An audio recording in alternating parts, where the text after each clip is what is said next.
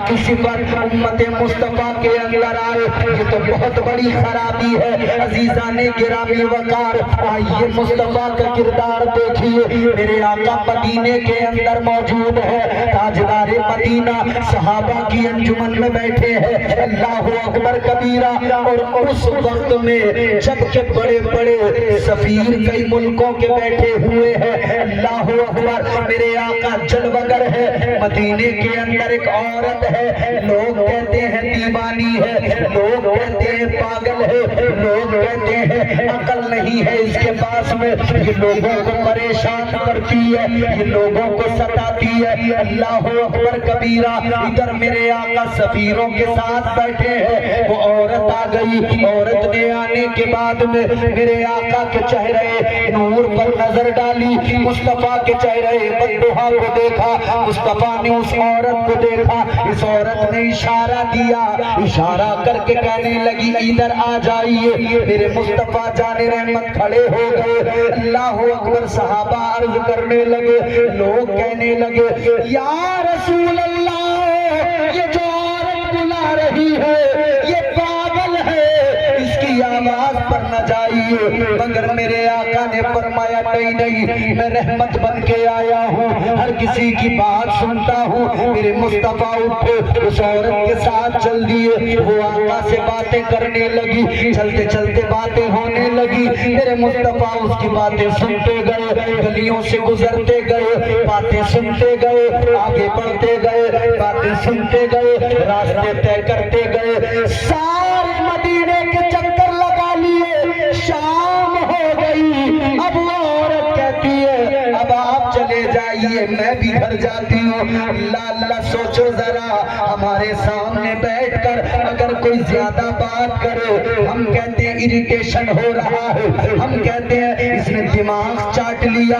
हम कहते हैं इसने पका के रख दिया। मगर सुनो जरा, अखलाक मुस्तफा ये है, पागल औरत है मगर आका सारे दिन उसकी बात सुनते रहे। और करम शाम को ये फरमाया, आका ने फरमाया अगर तुझे कल भी बातें करनी हो, दिल हल्का करना हो, तो मेरा दरवाजा खुला हुआ है, आ जाना, मुझे बुला लेना, मैं फिर तेरी बातें सुनूंगा और तेरे दिल को तस्कीन पहुंचाऊंगा। ये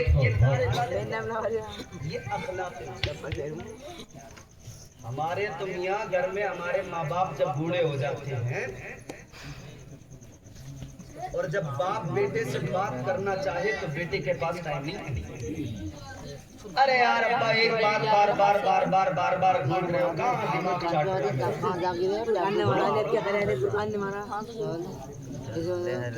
एक बात अब्बा बार बार कह जाए। तेरा बाप पागल नहीं है, मगर तू अपने बाप की बात सुनने को तैयार नहीं। तेरी माँ पागल नहीं है, बस वो भूल ही हो गई है, तो तू उसकी बात नहीं सुनता। मेरे मुस्तफा जाने रहमत का किरदार तो ये है, अगर कोई पागल भी आ जाए तो मुस्तफा उसकी भी दिलजोई फरमाते हैं, उससे भी बातें किया करते हैं। ये अखलाक मुस्तफा। हम बड़ी आसानी से कह देते हैं यार दिमाग चाट रहा है। कोई शख्स अगर महल्ले में बुजुर्ग लोग नमाजें पढ़ने वाले अगर ये बैठ के किसी से दीन की बातें करने लगे, कहता है यार ये बुढ़े 4 दिन से नमाज क्या पढ़ने लगे, दिमाग पका दिया है नहीं? तो जवानों, ये दिमाग नहीं पकाते, ये तुम्हें सिखाते हैं। होशियार हो जाओ, आज इनके बाल सफेद हुए हैं, ये बता रहे हैं कल किस सिचुएशन में तुम रहोगे, तुम्हारी औलाद तुम्हें पागल कहती नजर आएगी। आज अखलाक मुस्तफा से सीखो और हुजूर के दीवाने बने। एक जवान एक औरत के पीछे पीछे चलने लगा। औरत ने पीछे मुड़ के देखा,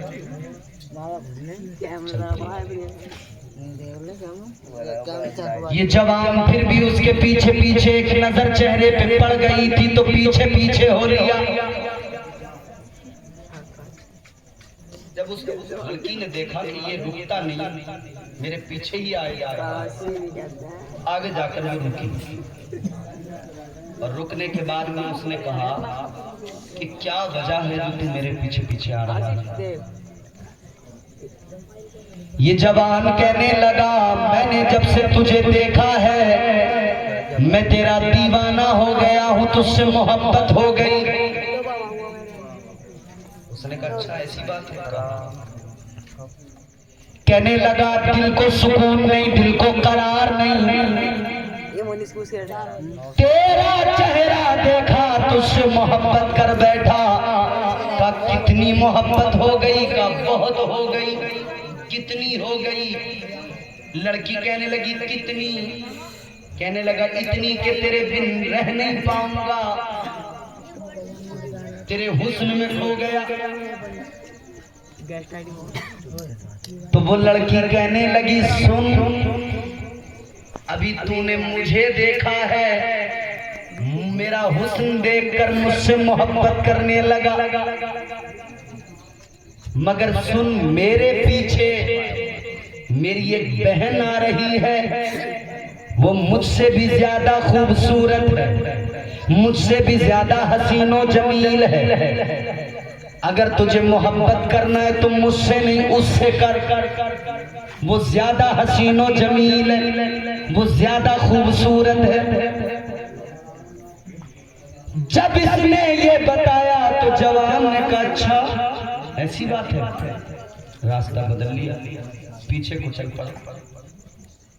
लड़की ने कहा किधर चला? कहा तूने तो बताया है तेरी बहन तुझसे ज्यादा खूबसूरत है। उसने कहा इधर आ। बुलाया इमाम साहब, बुलाने के बाद में एक थप्पड़ उसके मुंह पे मारा। उसने कहा मारती क्यों है? कहने लगी इसलिए मारती हूं, तू तो अभी कह रहा था बड़ी मोहब्बत हो गई, तू तो अभी कह रहा था तेरे बिना रह नहीं पाऊंगा, जी नहीं पाऊंगा, लेकिन मैंने तुझे अपनी बहन के बारे में बता दिया तो तू फौरन मेरी मोहब्बत भूल बैठा।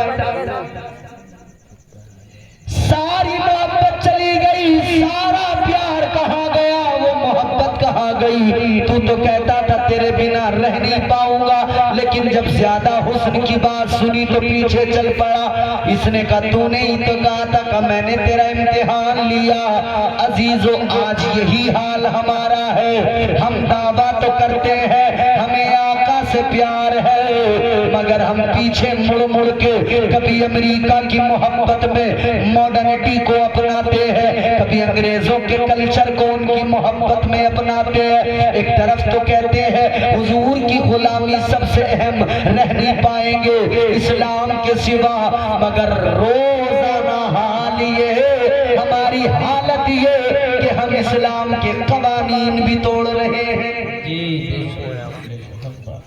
यही हाल आज हमारी मोहब्बत का है। ये रिश्ता हमारा जो कमजोर हुआ है, इसकी वजह जानते हो? ये हुजूर से जो रिश्ता कमजोर हुआ हाजी साहब, इसकी वजह है दुनिया की चमक। दुनिया की चमक हजरत ये बड़ी खतरनाक है। दुनिया की रंगीनियों में जब बंदा होता है, जब उसमें महव हो जाता है ना, इसके अंदर लालच पैदा होता है, लालच जन्म लेता है, फिर खुलूस रुखसत होता है, मोहब्बत कमजोर होती है, लालच चला।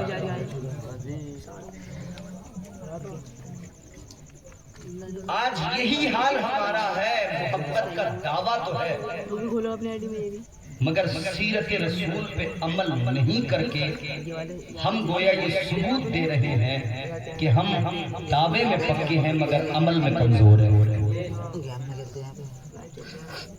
दादी चैनल दावा तो है हम आशिक रसूल है, मगर आशिकों की पहचान।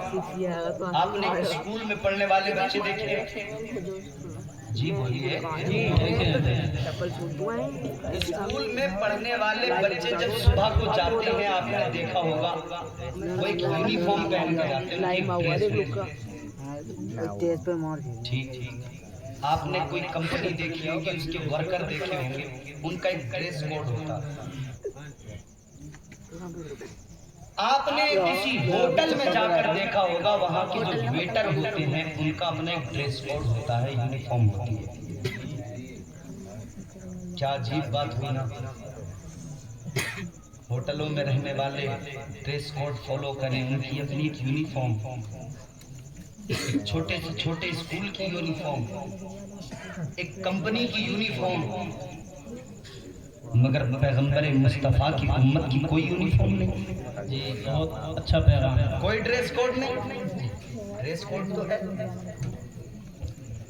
क्या है मुसलमान तेरा ड्रेस कोड, क्या है तेरी यूनिफॉर्म? वो है जो मुस्तफा ने पहना, पसंद किया, वही एक मोमिन का ड्रेस कोड है, वही यूनिफॉर्म है।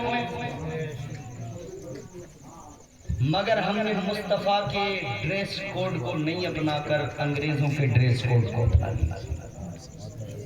मुस्तफा की दी हुई यूनिफॉर्म को, इस लिबास को, ये कुर्ता पैजामा, ये सर पे टोपी, चेहरे पे दाढ़ी, इस यूनिफॉर्म को खत्म करके हमने वो यूनिफॉर्म पकड़ी जो अंग्रेजों ने हमें।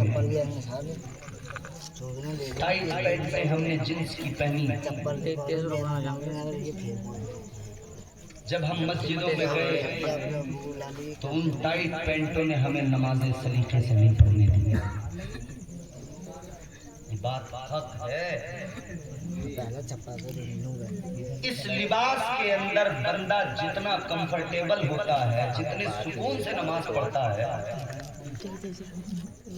नहीं पढ़ सकता।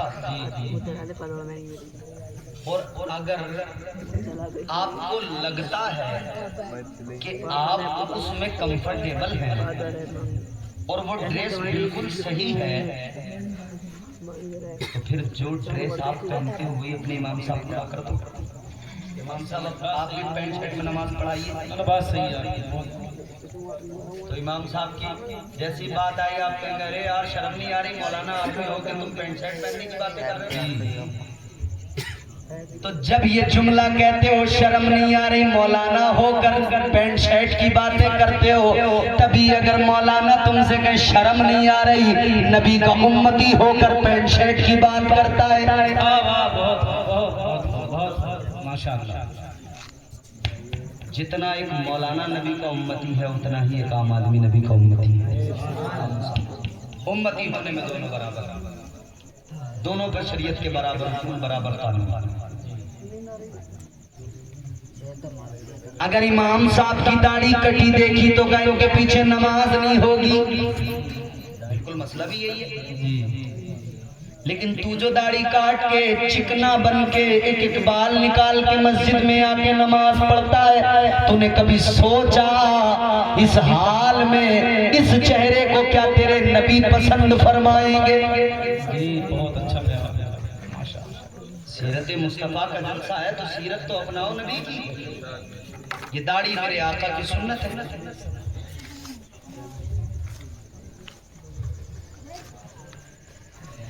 ताजदार मदीना ने तुम्हें और मुझे ये यूनिफॉर्म दी, ड्रेस कोड दिया। सुन्नियों, आशिकों, ये ड्रेस कोड आपके साथ है। आप हजारों में खड़े हो तो अलग नजर आओगे, मुख्तलिफ नजर आओगे, मुख्तलिफ नजर आओगे हजारों की भीड़ में। जी। चेहरे पे अगर दाढ़ी होगी, हमने खुद तजुर्बा किया और देखा, हम पूरे मुल्क में सफर करते हैं अल्हम्दुलिल्लाह। पूरे हिंदुस्तान में अल्लाह के फजल करम से सफर करते, बिहार, बंगाल, उड़ीसा, झारखंड, आपका एमपी, राजस्थान, कर्नाटक, आंध्र, तेलंगाना, दिल्ली, उत्तराखंड, पूरे मुल्क में अल्हम्दुलिल्लाह हमारी तकरीरें होती, उसी लिहाज से सफर होती। अपना तजुर्बा बता रहे हैं। ये सर पे जब टोपी होती है ना, चेहरे पे दाढ़ी, आदमी दूर से देख के इज्जत के साथ बात करता है। हाथ आप उन नफरती चिंटुओं को छोड़ो, वो थोड़े बहुत कीड़े मकोड़े हैं, रेंग रहे हैं। अक्सर आबादी हिंदुस्तान की तमाम मज़ाहिब के लोगों की वो है जो आज भी दाढ़ी वाले की इज्जत करते हैं, दाढ़ी वाले का एहतराम करते हैं। मियाँ हमने तो ये देखा, हमसे बड़ी उम्र वाले भी हमें इज्जत के साथ कभी कभी चचा कह दिया करते हैं। हमें उस पर बुरा नहीं लगता, खुशी इस बात की होती है ऐ मेरे नबी की सुन्नत, ये इज्जत भी तूने अता की है। उम्र में हमसे बड़ा है लेकिन फिर भी हमको इज्जत दे रहा है। भाई वो चाहे तो तू तड़ाक करके बोल सकता है, हम क्या कर लेंगे, लेकिन ये मुस्तफा जाने रहमत का दिया हुआ ड्रेस कोड है जो हर जगह इज्जत दिलाता है। याद रखना, इज्जत मुस्तफा की गुलामी में है, इज्जत मुस्तफा के तरीके में है, इज्जत मुस्तफा की शरीयत में है। इसीलिए अल्लाह ने फरमाया वलिल्लाहिल इज्जतु वलिरसूलिही। अल्लाह का कुरान है, अल्लाह का कलाम है। अल्लाह फरमाता है इज्जत अल्लाह के लिए, उसके रसूल के लिए, और फिर इज्जत मोमिनों के लिए। ऐ ताजदारे मदीना के गुलामों, सच्चे मोमिन बन जाओ, नबी के आशिक बन जाओ, इज्जतें हर तरफ मिलेंगी, हर तरफ इज्जत की नजरों से देखा जाएगा। आओ जरा सी बात और करके बात को जल्दी खत्म करते हैं। बात इज्जत की है तो सुनो सुनो जरा, देखो मदीने के अंदर, मक्के के अंदर आपने बहुत सुना होगा, गुलामों को अज़ियतें दी जाती थी, गुलामों को मारा पीटा सताया जाता था। मैंने पहले भी अर्ज किया था, गुलामी एक बहुत बड़ी मुसीबत थी। ऐ लोगों, महलतपुर वालों, गुलामों को बड़ा जलील करके रखा जाता था, मगर जब तक वो कुफ्फारे मक्का के गुलाम रहे कहीं कोई इज्जत नहीं मिली। मगर फिर वही गुलाम जब इमामुल अंबिया के गुलाम बन गए तो फिर इस उम्मत के इमाम बन गए। एक काले रंग के हजरत बिलाल को आका ने कितनी इज्जतों से नवाजा, मुस्तफा जाने रहमत ने उम्मत का इमाम बना दिया। आओ जरा देखो, फतह मक्का का मौका है, अल्लाह अल्लाह बुतों को तोड़ा गया, मुस्तफा कुरान की आयत पढ़ रहे हैं, वकुल जाअल हक़ व ज़हक़ल बातिल इन्नल बातिल कान ज़हूक़ा। आका के हाथ में एक छड़ी है, मुस्तफा जाने रहमत बुतों को गिराते जाते हैं, इस आयत करीमा को पढ़ते जाते हैं, बुतों को गिराते जाते हैं, इस आयत करीमा को पढ़ते जाते हैं। अल्लाहु अकबर, बुतों को गिरा दिया गया। अब मेरे आका ने आवाज लगाई, बिलाल कहाँ हो? आ गए हजरत बिलाल, हाथ जोड़ के अर्ज करने लगे, आका गुलाम हाजिर है। मेरे आका ने फरमाया, बिलाल एक काम करो, काबे की छत पे खड़े हो जाओ, अजान पढ़ दो। अल्लाहु अकबर, बड़ा खास मौका था, फतह मक्का का मौका था। कुछ लोगों ने कहा आज भी बिलाल को खड़ा कर दिया, आज भी बिलाल को काबे की छत पे चढ़ा दिया। कुछ लोगों की मर्जी ये थी किसी और से आज अजान पढ़वाई जाए, मगर मेरे आका ने फरमाया सुनो सुनो। मेरे मुस्तफा ने अपने सहाबा से फरमाया, जुमला सुनिए, इधर देखिए, तवज्जो कीजिए। ताजदारे मदीना ने फरमाया सुनो, मदीने में बिलाल अजान पढ़े, मस्जिद नबवी में अजान की बात हो तो बिलाल पढ़े, सफर में अजान बिलाल पढ़े, जंग के मैदान में अजान बिलाल पढ़े। आका ने फरमाया हर मौके पर बिलाल अजान पढ़े, और आज ये इतना बड़ा मौका आया है तो आज क्यों बिलाल अजान न पढ़े? आका ने फरमाया बिलाल तुम मेरे मुअज्जिन हो, आज भी तुम ही अजान पढ़ोगे ताकि मक्के वालों को पता लग जाए, जो दुनिया की गुलामी को छोड़कर मुस्तफा की गुलामी में आता है, महबूबे खुदा उसे इतनी इज्जत देते हैं, जमीन से उठाकर काबे की छत पे खड़ा कर देते हैं।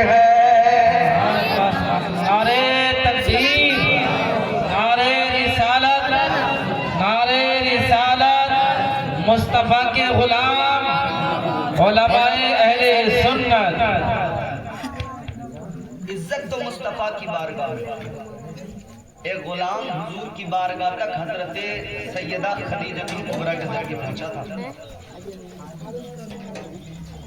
वक्त गुजरा, काफी वक्त, सैयदा खदीजा कुबरा हुजूर के निकाह में आई। पहला निकाह हुजूर ने सैयदा खदीजा कुबरा से किया।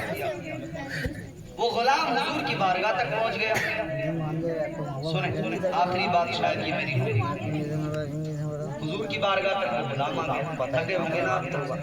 नहीं।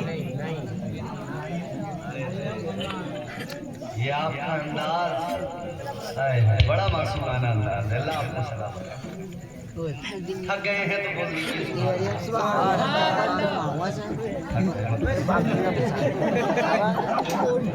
अगर नहीं थके हैं तो जोर से कहिए सुभान अल्लाह।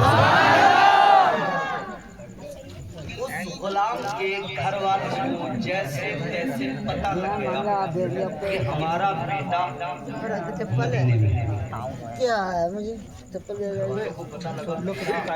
वर्षों से जुदा हो गया था, कहीं चला गया था, फिर वो उधर गुलाम कर गया। घर वालों को पता लगा किसी का बेटा गायब हो जाए, खो जाए, पोस्टर लगाते हैं गुमशुदगी का कि ये गुमशुदा है, इसकी तलाश है, कोई बताएगा तो इनाम मिलेगा।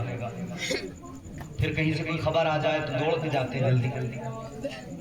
उस गुलाम के घर वाले हुजूर की बारगाह में आ गए। ताज मगर हमारा बेटा हमारे हवाले कर दीजिए। सुभान अल्लाह। अब गुलाम हार जिन्हें हुजूर ने अपना बेटा बना लिया था। घर वाले आए, आकर कहने लगे हमारे बेटे की कीमत ले लो, आजाद कर दो, हमारे हवाले कर दो। मेरे आका ने फरमाया मैं कोई पैसा नहीं, लेके चले जाना, आजाद कर दिया जाएगा। जी माशाअल्लाह। ताजदार मदीना ने हजरत ज़ैद बिन हारिसा को बुलाया। आ गए हजरत ज़ैद बिन हारिसा। मेरे मुस्तफा ने फरमाया ज़ैद बिन हारिसा मिलो इनसे। मुलाकात की। घर वालों ने देखा तो बहुत आंखों में आंसू थे, सीने से लगा लिया। कहने लगे बेटा तेरी माँ तुझे बहुत याद करती है। हाय परसों से जो बेटा माँ से जुदा हो, जब उसने माँ का जिक्र सुना होगा, उसको माँ की मोहब्बत ने किस कदर जोर से उसके दिल को झंझोड़ा होगा। बेटा तेरी माँ तुझे बहुत याद करती है, तेरे गम में रोती है। घर वालों ने कहा बेटा तेरी बहनें तुझे बड़ा याद करती हैं, तेरे रिश्तेदार तेरे लिए रोते हैं, चल हमारे साथ। ताजदार मदीना ने फरमाया ज़ैद ये तुम्हें लेने आए हैं, अगर जाना चाहो तो चले जाओ, इजाजत है। अब सुनो जुमला गौर से। मैंने कहा ना गुलामी सबसे बड़ी मुसीबत थी, तो गुलाम को क्या चाहिए? बोलो आजादी, जोर से आजादी। अगर यहाँ आपको जबरदस्ती बिठा के रखा जाए तो आप क्या सोचेंगे? भाई किसी तरह आजादी मिले हमें। तो आपको यहाँ से क्या चाहिए? समझदार लोग नहीं मिल जाए गनीमत है। में जो कैद हो गया फिर उसकी ही तो जिंदगी बनती है। जिंदगी